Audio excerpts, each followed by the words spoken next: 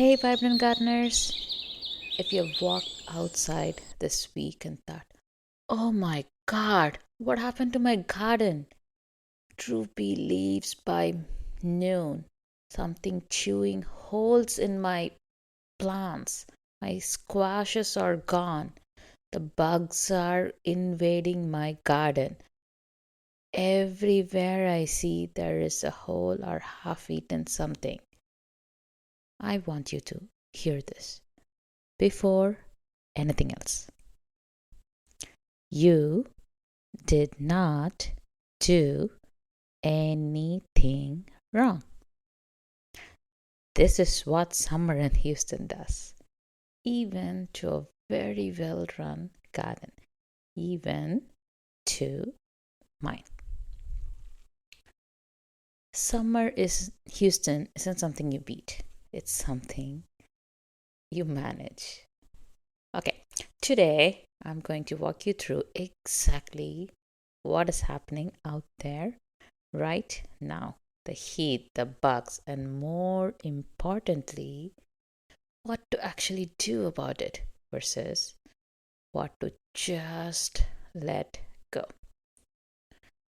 Because not everything this time of year needs an intervention. Some of it just needs you to wait it out. So, let's talk about what's actually happening to your plants right now. Because there's real biology behind it. Once you understand it, it stops feeling like a failure.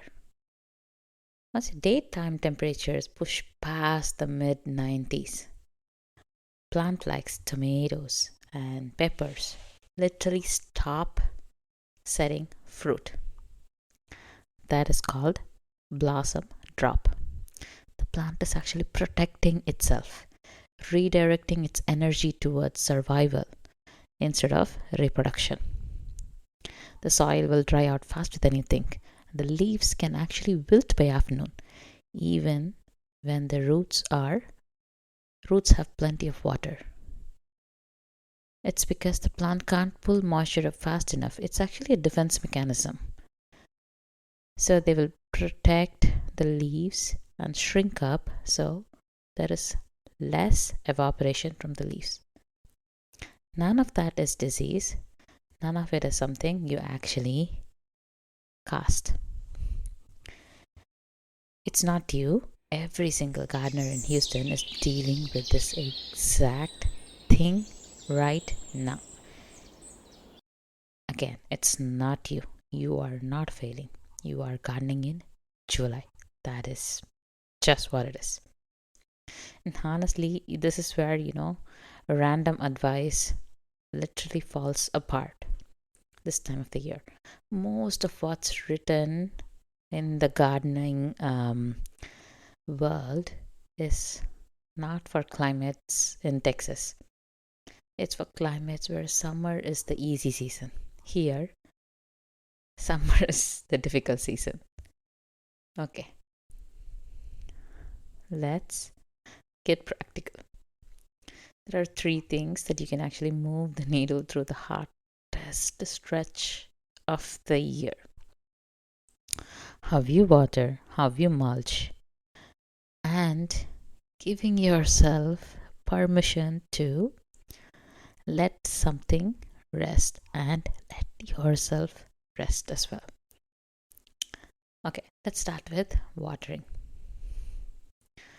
Deep and infrequent beats daily and shallow every single time.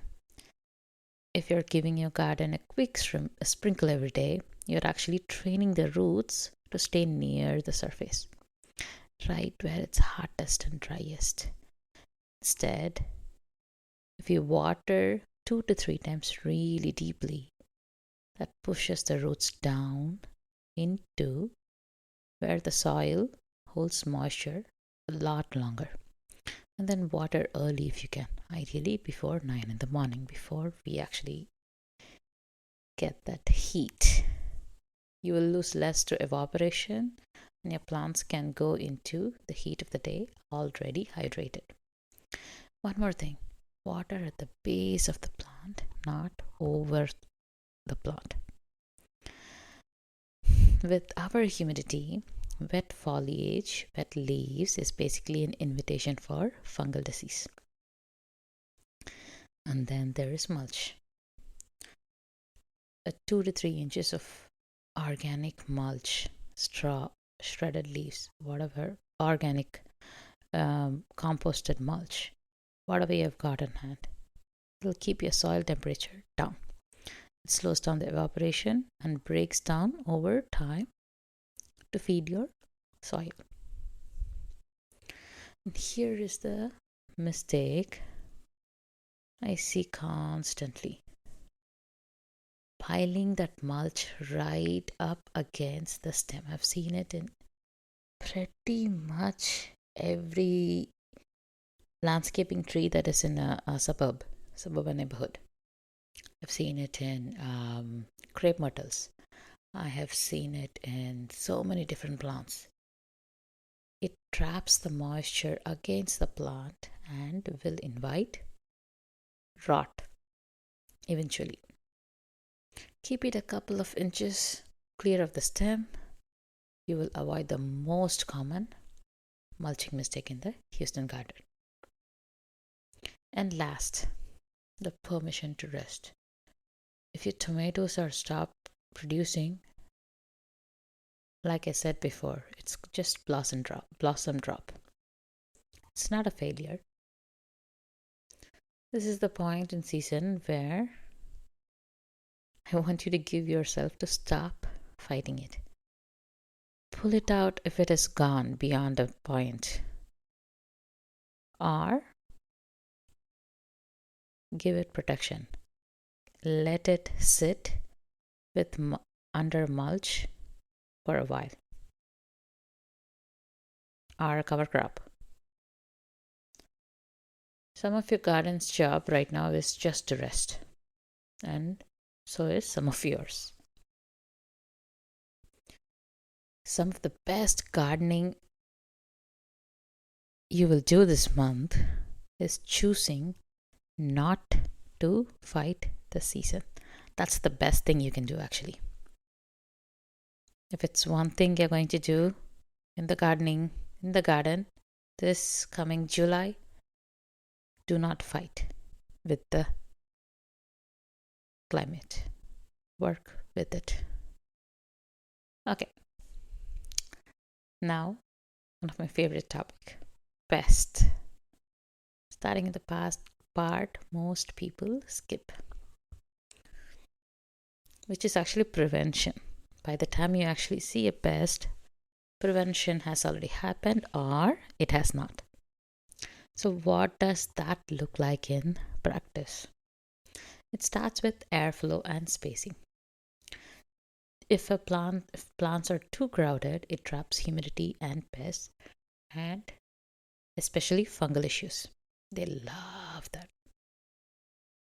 Give your plants room to breathe. It also comes down to healthy soil.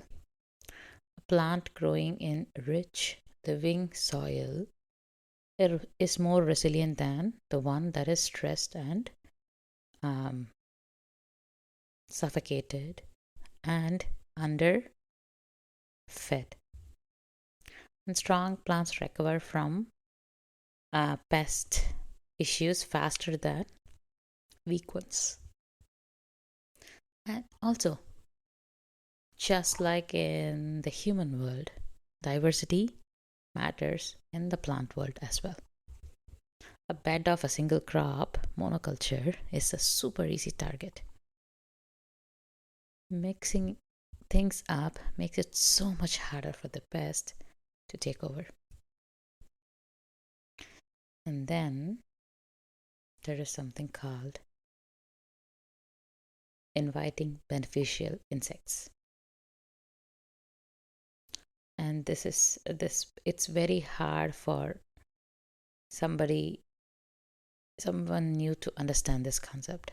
I've been talking about this for a long time, and every single time I explain this to somebody new, it's like a bulb goes on in their head. It's such a simple concept, but very hard for us to actually grasp. Most people get it backwards. Flowers like zinnias and marigolds and even dill, they bring in predatory insects that keep the pest population in check. But they need to be already established before the pests come in, not planted in a panic when you have somebody chewing your plants. If they're already chewing your plant, you already have a problem. Prevention isn't a product you buy in July, it is a system you build in spring. Okay, I'll be honest with you, this was not a really quiet year in my garden either. Super early in the summer, we had a crazy aphid explosion, literally overnight. A little later, all my eggplants got hit with spider mites. If you've never dealt with them before, they move so fast. This heat and humidity is like amazing for them. They love my eggplants. And then my squash plants. I had one beautiful zucchini and then gone. The vine borer got in before I ever saw a warning sign. By the time the vine wilted, it was already done. On top of all of that, the crazy heavy rain we received brought a wave of caterpillars. They literally decimated plants in a day. 4 pests, 1 season. And I'm still here. My garden is still here. I'm telling you, it's totally manageable because it is. Okay, let's go through one by one and what is actually happening, what happened. So you're not actually guessing. If you don't know what aphids are, they are actually tiny, soft-bodied insects that cluster on new growth and on the underside of the leaves. Sometimes they are white, sometimes they are light green, sometimes they are dark. They have this sooty residue, sticky residue that's called honeydew, and leaves will start to curl. They also invite ants, fire ants. They multiply super fast, so it's easier if you catch them earlier. And the next pest, spider mites, show up as fine webbing usually on eggplants, tomatoes. The leaves will look like it has dots all over it. It will start to yellow, and if you turn the leaf and see, you can see the fine web and tiny microscopic spider-like stuff crawling. They love our weather. They love our summer, which is practically all year. The next one we are going to look at it is my arch nemesis, the squash vine borer. It's super easy to identify. If you plant a squash in our area, they are going to come find it. The plant will starting to wilt even when you water. If you check the base of the stem, that'll be like, yellow powdery dust. It's called frass, which is basically a fancy way of saying poop of caterpillar. The larva has already tunneled inside the stem. So the female insect lays eggs on the underside of the leaves. They're like tiny copper leaves, and once the eggs hatch, they tunnel through the leaves into the stem, and they literally eat the plant from inside out. And the last one we are going to talk about is the caterpillars. There's so many, and they especially come right after a heavy rain. Some of them I actually invite. I plant a few plants just to invite caterpillars. That is what happens in my butterfly garden. I plant different varieties of plants just to invite different varieties of butterflies in my garden. It's one of my favorite summer activity.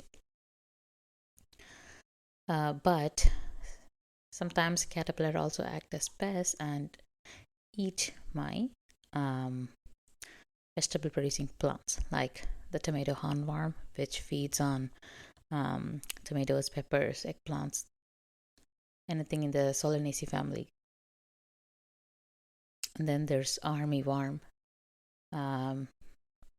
which literally will eat anything you give, including grass.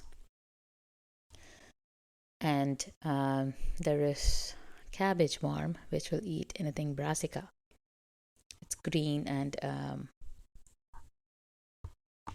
it camouflages beautifully with all the brassica plants.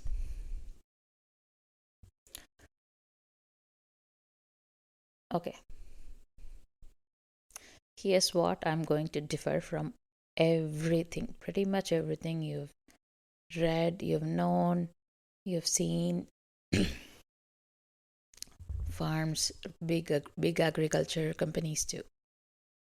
I do not ever reach for a spray, especially a 7 spray, a pesticide spray, even neem oil, which by the way is actually organic, safe, and OMRA certified. As my go-to, my approach comes down to 3 things in this particular order.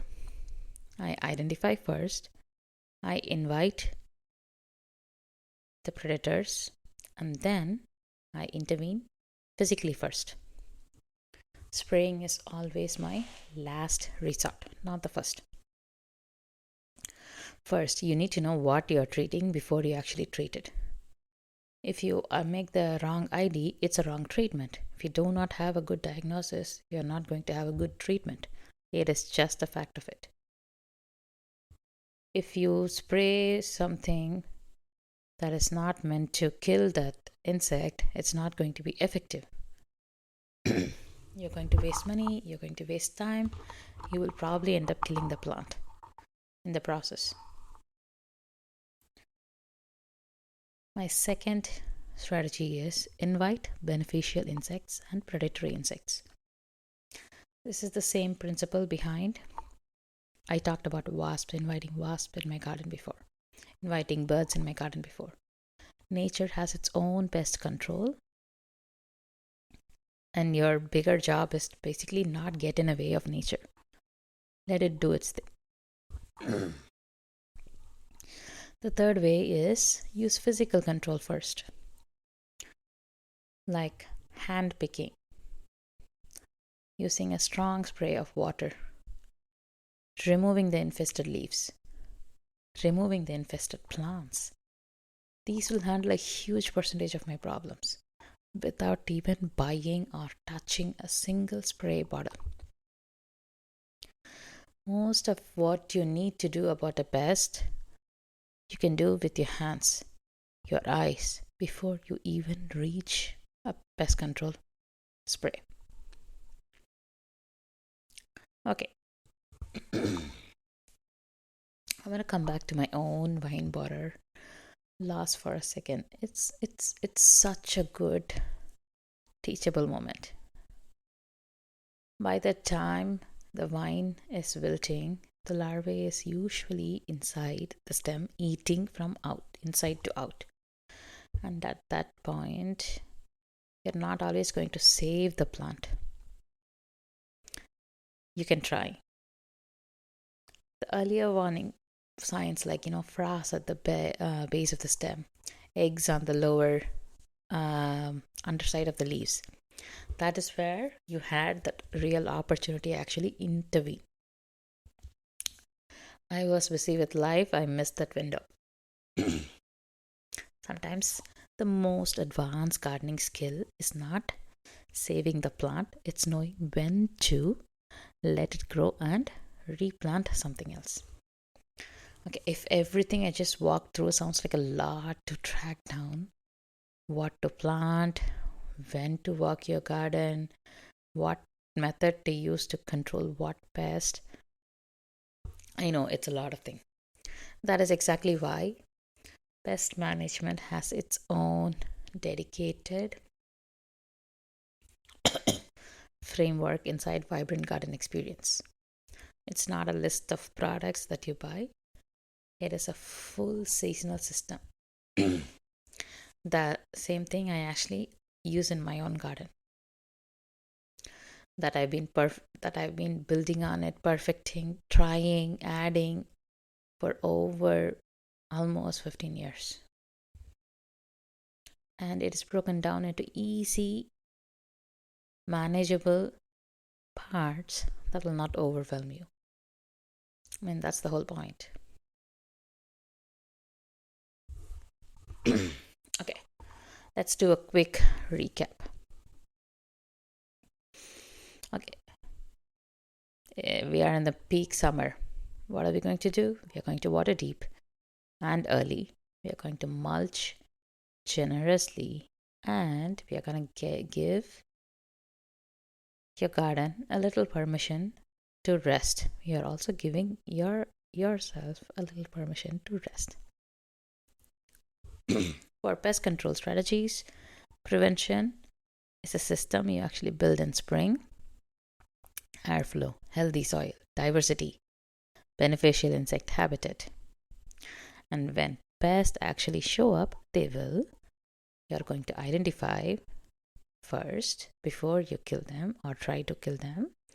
You're going to invite beneficial insects next. Then you're going to reach for physical control before a chemical spray. Sometime you're just going to remove the plant and plant the next thing. That's all. If you fancy yourself as a DIYer who's been trying to figure everything all by yourself, but if you want a more supported jumping off point, Vibrant Garden Experience is actually coming back this fall. Stay tuned. You can sign up for the wait list right now and you'll be the first to know when it opens. The link is in the show notes. Or if you're this person, I am so tired of trying to figure everything by myself. Don't worry, I have something for you too. I actually customize gardens and refresh gardens and do one-on-one coaching with clients. I have a few spots opening up for fall. Send me a message, reach out to me, send me an email. Let's talk, and then we'll figure out what your garden, what your space will look like. And okay, I'm not ready for either of those. I just want to figure out if even I'm a gardener or if I even want to be a gardener. I have something for you too. I put together a quiz. It's called the Grow Zona quiz. It's your gardening persona. It's at vibrantrainbowgardens.com/quiz. It only takes 2 or 3 minutes, and you will know a little bit more about your gardening persona. Try it and let me know what kind of gardening persona you got. Okay. It's time to wrap this up. The more gardens we grow, the more vibrant our communities become. See you all next week. Happy summer. Before you go, I have one small ask. It actually has nothing to do with algorithms or downloads. If this episode made you think of one person, a friend, a neighbor, a fellow parent, or someone who's always said, I want to grow a garden, I want to grow my own vegetables and fruits, I just don't know where to start, would you share this episode with them? This podcast grows almost entirely through word of mouth, and every share helps someone realize that gardening doesn't have to be complicated or overwhelming. It can be gentle, it can fit real life, it can start right where they are. And if you're listening and wondering what kind of gardener you are, or what your next best step actually is, I created a free quiz to help with that. It's called the Growzona Quiz, and it helps you figure out your gardening style, your biggest challenges, and what will actually work for your season of life. Whether you're a total beginner or just need clarity.